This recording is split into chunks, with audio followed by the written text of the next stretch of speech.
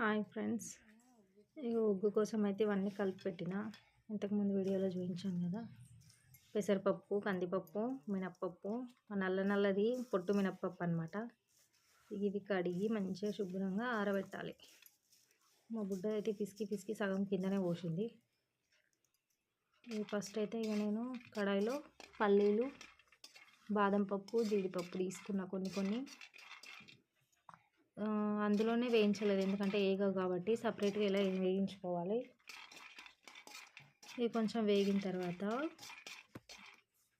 మామూలుగా వేగించుకున్నాను నేనైతే ఇట్లా దూరగా.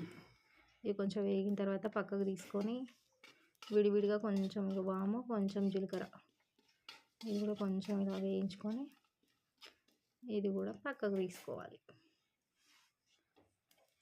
కొంచెమే తీసుకున్నా, ఎందుకంటే నేను విడివిడిగా వేయించుకుంటాను, ఎందుకంటే బియ్యంలో అంత వేగవు కాబట్టి విడివిడిగా వేయించుకుంటున్నా. ఇదే కడాయిలో ఇక బియ్యం వేసి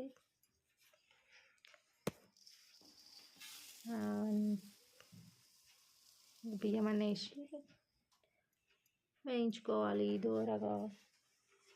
చెప్పొద్దా? సరే, నోరు మూస్తుంది నా బుడ్డది.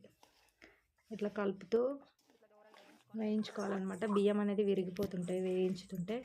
అవి మంచిగా వేగిన తర్వాత ఇందులోనే ఆ జీలకర్ర, బాదం పప్పు, జీడిపప్పు, పల్లీలు అవన్నీ వేసి ఇలా కలపాలి. కలిపి చల్లారిన తర్వాత స్టవ్ ఆఫ్ చేసి చల్లారిన తర్వాత మిక్సీ పట్టుకొని పొడిలాగా చేసుకోవాలి మెత్తగా. ఆ పాపకు 1 year కాబట్టి కొంచెం నేను రవ్వలాగా చేశాను అనమాట. ఇక అది చేసిన తర్వాత ఇక ఉగ్గు చేసాము, స్నానాలు చేసుకొని ఒక్కైతే తినిపిస్తున్నాము బుడ్డదానికి. వాటర్ చూస్తే చాలు వీడియోలు, ఫోన్కే ఉంటుంది. బాయ్ చెప్పి, బాయ్ చెప్పి, బాయ్.